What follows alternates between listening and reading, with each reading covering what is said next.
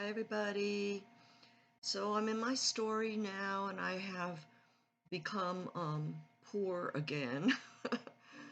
So here I am starting all over um, once again at age 60, and I living in the crummy apartments, pretty much gave up because I had been trying to get work for a while, and I was just trying to get part-time work after I couldn't get a full-time job. And I was feeling better. I had spinal decompression on the VaxD machine at the chiropractic office over there, and that helped me a lot with my back, uh, helped my back pain because I had the compressed discs in my back. And one day I was just home in this crummy apartment, and I got a phone call. And usually I didn't pick it up if it wasn't anybody that I knew. But this time I was just doing nothing and I picked up the phone, and it was um, HR lady from Genuine Parts Company. And she says to me that she found my resume out there on the internet somewhere. And I said, oh, well, I'm only looking for part-time. By the way, I found out that at age 60, I was able to collect Social Security, widow's benefits, because my first husband died. And so I started collecting that, which was better than the disability. So that was a good thing. And that, was another reason that I was looking for part-time work. I really didn't need to go back to full-time because I was just out on disability the year before, and it really wasn't good for me to be sitting at a desk all day. So she said, I said, I'm only looking for part-time. And she said, we can give you part-time. And I was shocked because this was the kind of work she was talking about in accounts receivable, what I was really, that's what I had been doing for 20 years, and I really wanted to do that because I knew I should make more money doing that than some of the other jobs out there. So I said, yeah, I'll go for the interview, right? This is Genuine Parts Company, who is the parent company of Napa Auto Parts, which is huge. It's like the biggest, uh, I don't know, it's a big one. It's like up in the, Fortune 200 or 250, and it's also, I want to say the largest Georgia-based company that actually came from Georgia, that was originally started in Atlanta area. But anyway, it is big. And I went there, and unlike the other, all the other ones that I had been interviewing, if you saw my last episode, I was interviewing my butt off. Um, Second and third interviews I was getting, but not getting hired. Anyway, this place, so I go in there, I had an interview, and they tested me. They put me on the computer, they tested me on my Excel skills and my accounting skills. And I don't know if they might have given me a personality test. I don't know, because a lot of companies do that. I don't remember if they did or not, but I know that they tested me on several different things. And when I was done, they said, why don't you go for lunch and come on back, and we'll look at your test scores and talk to you again. Now that was unusual because usually they don't ask you to come back the same day. So I did. I went and had some lunch, came back, and when I went back, there was maybe 6 managers at the big table in the conference room, all ready to interview me. And they hired me. They hired me. One interview. They didn't mess around. And that's why I love this company. I thought, this is the company that I really want to work for, because they don't mess around. They know what they want. They saw it. They hired me the same day. They didn't let me out of their sight. So it was good from the get-go. And they paid me decent. And it was exciting. It was like a real challenge for me because the company was very different from working with um, the hotel company. I was working with franchise hotels. That was my best job. And to work with these auto parts. But I didn't really work with the auto parts. I'm in accounting, and I was given government accounts, which was it was really good. It was real good, and I was happy to be there. The people were awesome. I mean, loved the people there. And funny thing was, first day at my job, I'm walking around and I see there was nobody at the desk, but I saw a nameplate on one of the cubes, and it was the same lady that I had worked with in the hotel company at IHG, who came from my hometown, Long Branch, New Jersey. Here she was at my new job. That was wild. That was a mind blower. And when she saw me, same thing, sh- sh- you know, that was crazy. That's like more than a coincidence. And she became my angel over there because it was a whole lot for me to go into a new company. I mean, they gave me like 1,000 accounts, and learning all their ways. Everything's different in every company, and it was just wonderful to have her. And I broke her into the other job. She broke me into this job, and she would come around to my desk every day and ask me how I was doing and encourage me. And she was such a sweetheart. It was so good to have her there. So God was taking care of me. It was like He put an angel there to take care of me at my new job when I was 60 years old, right? And they were good to me. My manager was awesome, and I arranged to work 6 hours a day, so I did have a little lunch break, and got I was treated like full time in a lot of ways, not 100%. I didn't get all the full time benefits. In fact, I had to go on Obamacare. I didn't have any insurance for 2 years, no health insurance. And I used the Georgia Clinic, was helpful when I had no health insurance. They're a good one. They don't charge much, and they have real doctors, and they have the imagery, and a lot of things there that if you don't have any insurance. But um, I went on Obamacare after I started getting a salary again. And so that was all good. And in the meantime, my social life, I uh, made some girlfriends. I told you from church, and then I was introduced to this Celebrate Atlantic group that had nothing to do with church. They were open to everybody over 18, and started going out maybe once a week. And I started meeting new people, making friends. I was dancing again, which I hadn't been out dancing since New Jersey. I mean, the only time I danced was in New Jersey. And I would go every time I went for my every 5 years to my high school reunion, and I would dance. Aside from that, I never danced since I was in high school. So that's all I did was dance in my high school class still. So, I mean, up until this time when I joined Celebrate Atlanta, and everybody likes to dance and in the Celebrate group. So that was great. And these few girlfriends that I made, we went out to dinner one time, and they all, except one, all of them lived in this place called Windward in Alpharetta. And Windward is a really upscale subdivision.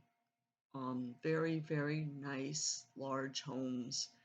Um, so we're at dinner, and I'm the newbie in the group, and I said, where do you live? And all these ladies, like there was about four of them that lived in Windward. They said, oh, we all live in Windward except for Mary and you, and the one lady says to me, "Hey, my roommate just moved out. Why don't you move in with me? You need to live in Windward too," you know? So, I did end up moving in with her.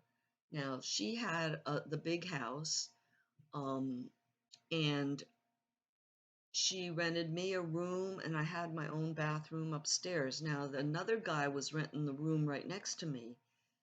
It was like a suite, and he had his own bathroom. And then she had her on the main floor, her room, and which was beautiful. I mean, gorgeous. She had like a bathtub in the middle of the bedroom. Uh, anyway, she had a beautiful room with painting on the ceiling and everything. And it was a beautiful home.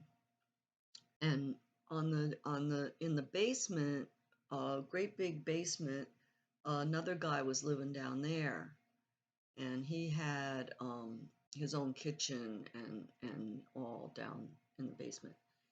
And anyway, that was really different for me because I didn't know this lady real well. She had a fiance who was there a lot, and I really spent most of my time up in the bedroom. Uh, had to share the kitchen, but I was allowed to sit around in the living room and all, but I didn't feel real comfortable because her boyfriend was there most of the time. And I had a TV up in my room, and I would just bring my food up and watch TV, and I was working, and that was all okay. And I was starting to go out on the weekends. I always went out now. I had friends that were single, because in my subdivision I used to live in, mostly everybody was married, so I didn't really have single people to go out with and all. But and then when I lived in the apartments for a year and a half, I didn't make a single friend there. No, nobody. I wasn't friends with anybody. Everybody was really different, and so it was all good, and I was able to save money, which was the main reason that I moved in there, because it was going to be very affordable for me, so I could start saving again for my retirement. And I was having fun. I was going out dancing every weekend and going to this place called Craze, which was so much fun. I made friends there, met guys, started dating.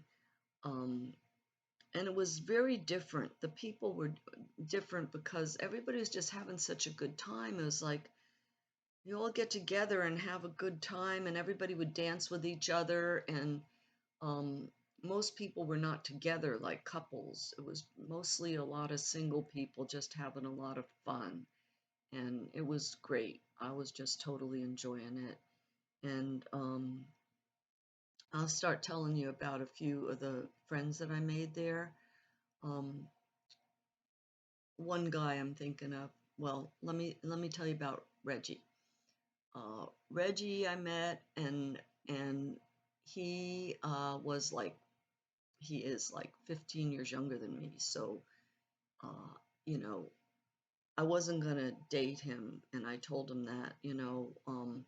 He was too young, but we agreed to be friends, and I had a lot of fun with him. He had house parties and would invite the whole Celebrate Atlanta.